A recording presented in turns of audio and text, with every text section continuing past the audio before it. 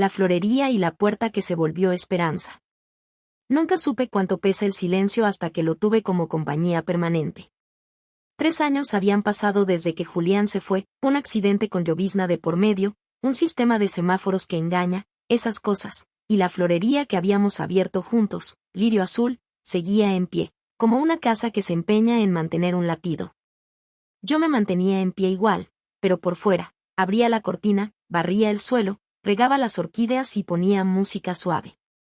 Por dentro, el mundo seguía en blanco y negro. Lirio Azul no era solo un negocio, era memoria viva. Las paredes guardaban las risas de clientes, la marca de la mano de Julián en la madera del mostrador, y la primera tarjeta que dejó escrita con una letra torcida, para que las cosas crezcan aunque no lo parezca. Yo le obedecía. La cuidaba por si algún día alguien volvía a necesitar un ramo. Me decía que mantener el espacio abierto era la forma más honesta de no traicionar lo que habíamos sido. Las mañanas en el barrio tenían su propio ritmo, el panadero sale con su canasta, la señora del quinto riega el geranio, algún perro tropieza con su correa. Yo servía té caliente a las 9 a quien se asomara y hacía arreglos pensando en manos que ya no volverían a tocarlos. Así pasaron los meses, uno tras otro, con la ternura descolorida y los pedidos de siempre, funerales, aniversarios, cumpleaños que ahora me sonaban huecos. Una mañana de octubre, cuando el viento empezó a poner hojas doradas en las esquinas, la puerta sonó y entraron él y ella. Él tenía la mochila gastada, el abrigo aún húmedo, la ciudad no perdona la lluvia, y la niña llevaba una coleta y un vestido que alguien había remendado con cariño. No preguntaron por la mejor opción ni por la flor más cara, parecían 2 náufragos que buscaban un faro.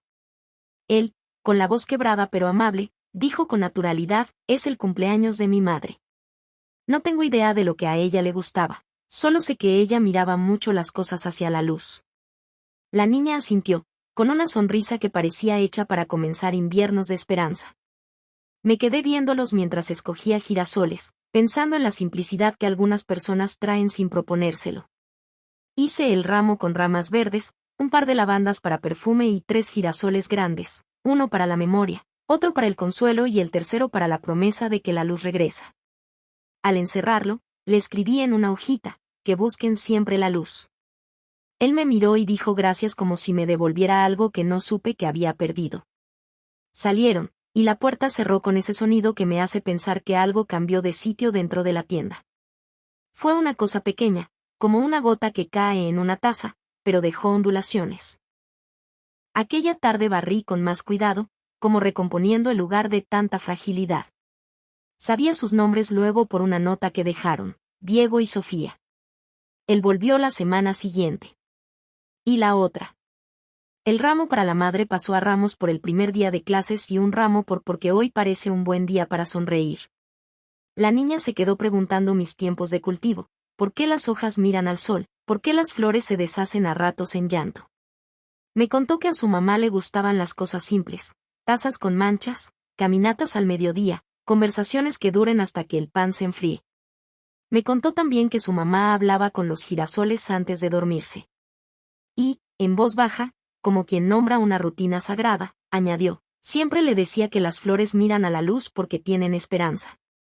Yo, que había aprendido a fingir que no me importaba nada, noté que los días adquirían un brillo que no era solo el del sol. Esperar la puerta se volvió una especie de rito. Me sorprendí imaginando historias de cómo serían las risas de esa familia, como la hija, Sofía, se volvería capaz de hacer curas pequeñas, arreglos de miedo, limpiezas de tristeza y convertir el comedor en un santuario de pan y flores. Me sorprendí también en la ingenuidad de esperar algo que juré no querer, compañía que no me pidiera el nombre de mi viudez en voz alta. La verdad fue que, con el paso de esas visitas, algo en mí comenzó a abrirse de forma imperceptible. Ya no fue solo el trabajo mecánico de podar el tallo, contar el número de pétalos, cuidar de que el agua no se vuelva amarga, fue un mecanismo de mirar, ver a alguien que no me pedía nada más que ayuda y ofrecía una sonrisa como pago. ¿Y sabes? Hay gente que llega y no se da cuenta de que su simple presencia puede ser una medicina. Ellos lo eran. Esa primera parte del año tendrá siempre un lugar en mi memoria porque fue cuando el mundo me ofreció un gesto que no supe cómo recibir. Me sentí frágil y poderosa a la vez, Frágil por la herida no cicatrizada, poderosa porque por fin hice algo que no hice por obligación sino por ganas de ver una vida levantarse. Después de esa visita, el mostrador dejó de ser un lugar solitario y se convirtió en un punto de encuentro donde las conversaciones demoraban más y los silencios se rellenaban sin heridas. Lo que no sabía era que aquello era solo el principio de una curación que vendría en ramos, en tardes compartidas y en pequeños gestos que transforman la costumbre en hogar. El otoño fue suave, como si la ciudad conspirara para que aprendiéramos a sonreír de nuevo. Diego empezó a venir los martes, y a veces el jueves. Entraba como quien entra a rescatar un pedazo de calma, pasos medidos, la mochila colgando en un hombro, y la niña que corría hacia el rincón de las suculentas como si fuera su parque. Al principio las conversaciones eran pequeñas. ¿Qué variedad era esta? Si el agua que usábamos venía de la cisterna municipal o de una canilla que usábamos para regar solo lo esencial. Con el tiempo fueron creciendo hasta salir del clima y la tierra para entrar en los días rotos y la costumbre de no hablar del dolor. Diego tenía manos grandes, de alguien que ha cargado más de lo que debería. Su voz venía con un tono cansado pero paciente. Me contó que trabajaba en mantenimiento de redes en la oficina municipal, que su jornada terminaba tarde y que vivía con la sensación constante de que el tiempo no le alcanzaba para todo, para su trabajo, para la niña y para la memoria.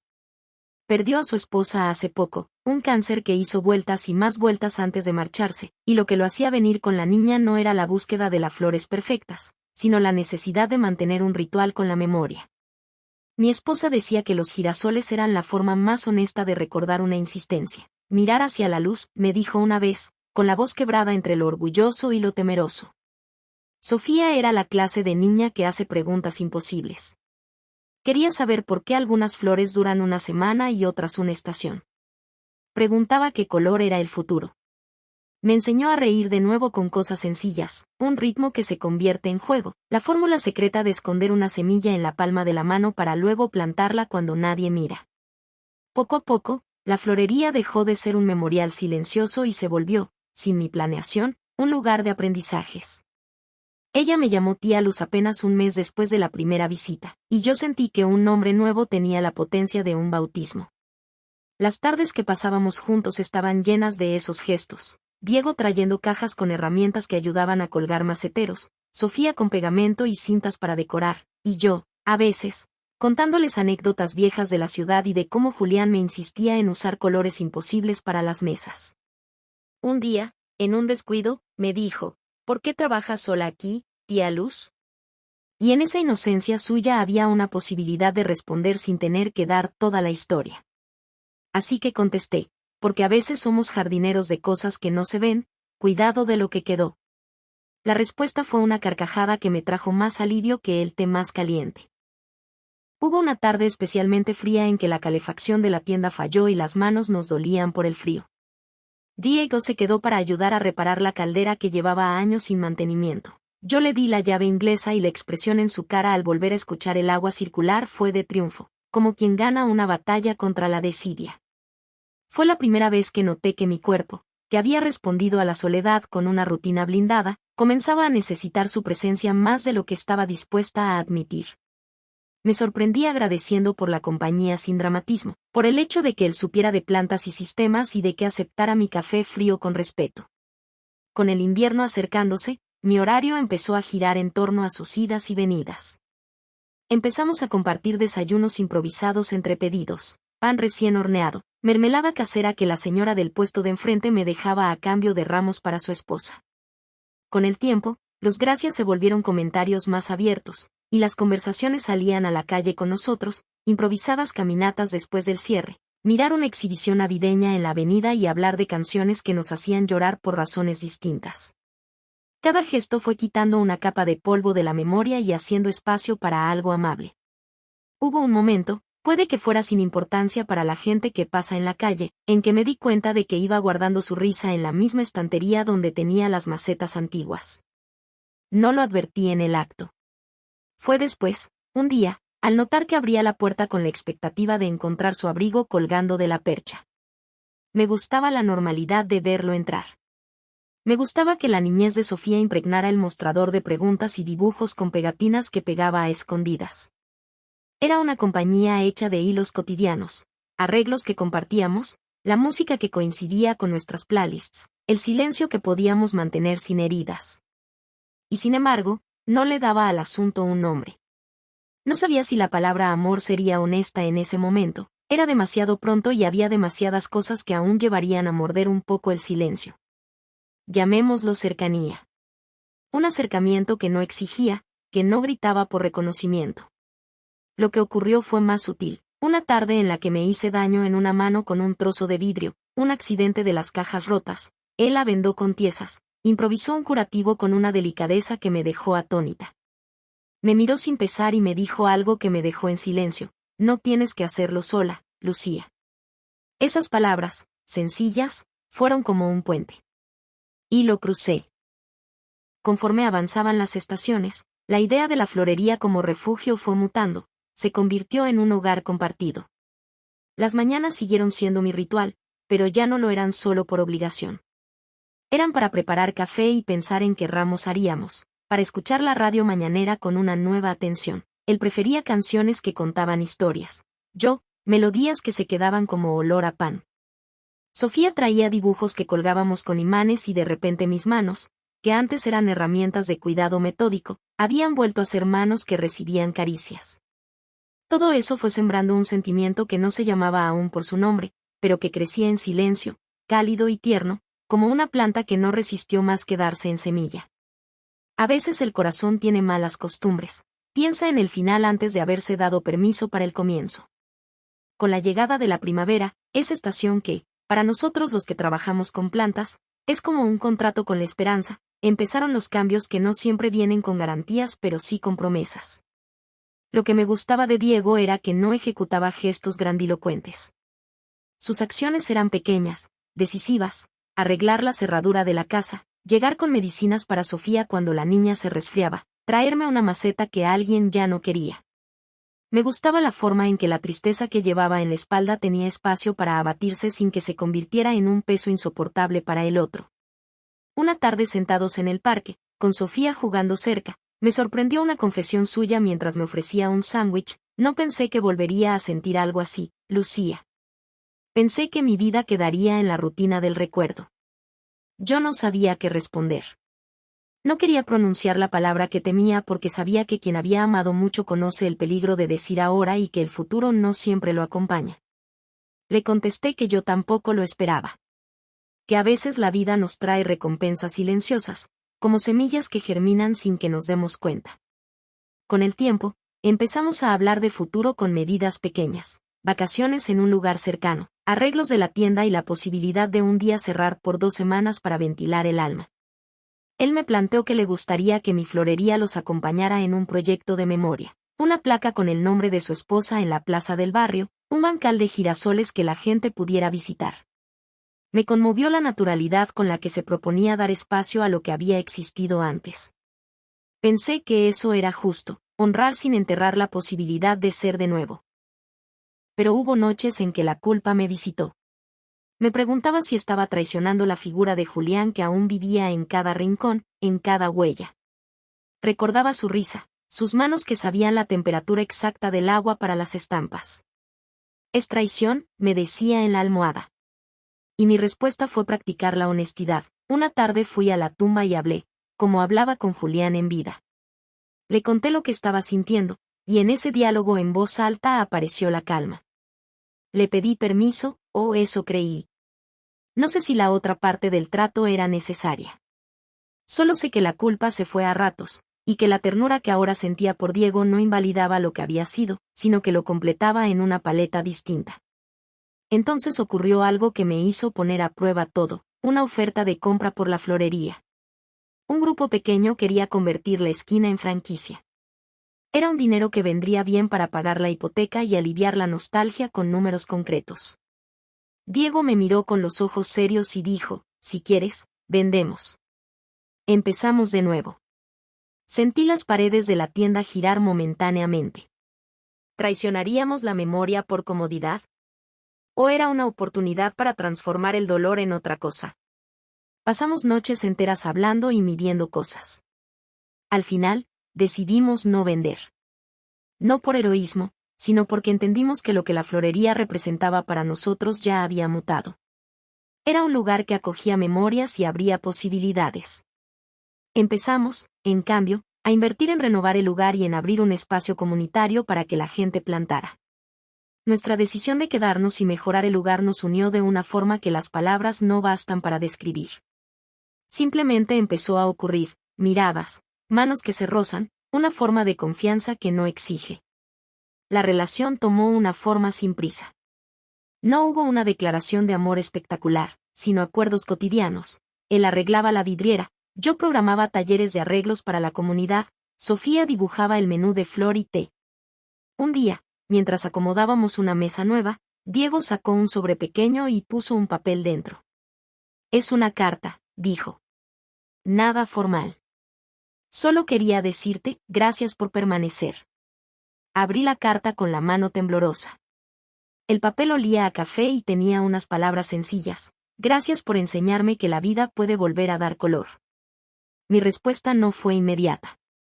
Sin embargo, esa noche, antes de acostarme, me quedé mirando la ventana.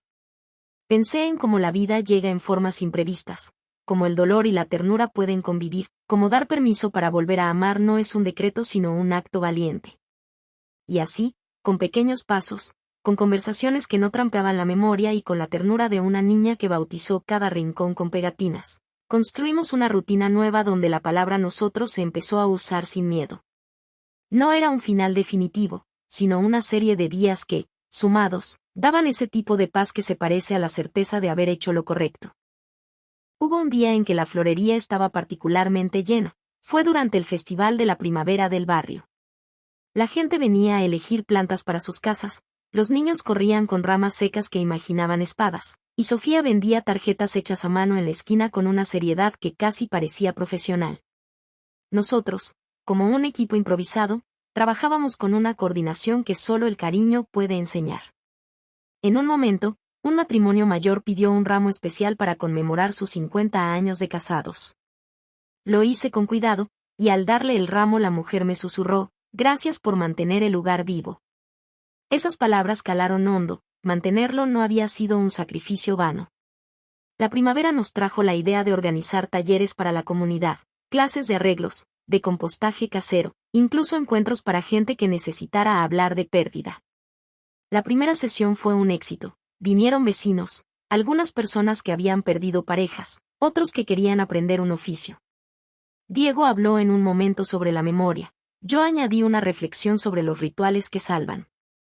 Sofía mostró un dibujo de un jardín que parecía dibujado por un niño que ya entiende algo de la vida y de la muerte. A la hora del café, una mujer me abrazó y me dijo, usted me devolvió el deseo de plantar. Esa tarde confirmamos que la tienda había evolucionado, de memorial a comunidad. Con el paso de los años, las pequeñas decisiones que habíamos hecho juntos se volvieron grandes. Compramos una prensa pequeña para secar flores y hacer tarjetas, empezamos un pequeño blog con consejos de jardinería, y abrimos la madrugada de vez en cuando para clases para quienes trabajan de noche. Aprendimos incluso a celebrar cumpleaños, aniversarios, y aquel pequeño rito de poner un girasol al mostrador cada mañana como recordatorio de que la luz existe, aún después de la tormenta. Llegó un día en que, sin pensar demasiado, me di cuenta de que mi mano buscaba la suya. Fue un movimiento casi automático, entre cajas, con la música de fondo y el ruido de las tijeras, nuestras manos se encontraron y permanecieron unidas por un tiempo que me supo a eterno. Nadie nos miró raro.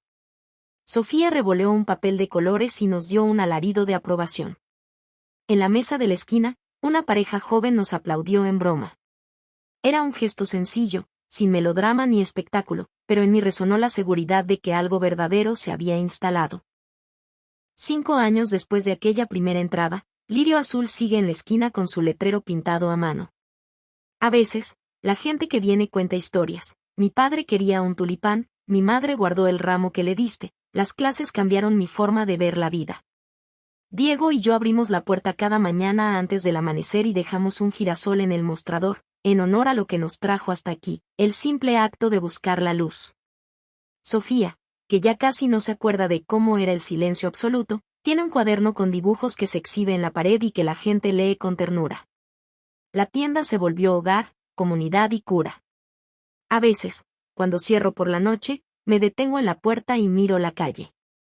Hay días en que el silencio me sigue recordando lo que perdí. Pero ahora lo hago con una sonrisa pequeña porque sé que el dolor que me enseñó a cuidar a los demás también me enseñó a aceptarme. He entendido que nadie borra a quienes amamos, ellos forman parte de la textura de lo que somos. Y puedo decir con certeza que la ternura que encontré volverá cada mañana como aroma a café y a flores cortadas, como la ceremonia de un gesto que a veces salva una vida. Si alguien me preguntara cómo logramos empezar de nuevo, diría esto: nadie te cura si no lo permites. A veces la cura viene con voz de niña, con notas dejadas en una tapa de vaso o con un ramo que te recuerda mirar al sol. Y si tuviera que dar un consejo, sería este: deja que la luz entre por la puerta, aunque tengas miedo de que te queme.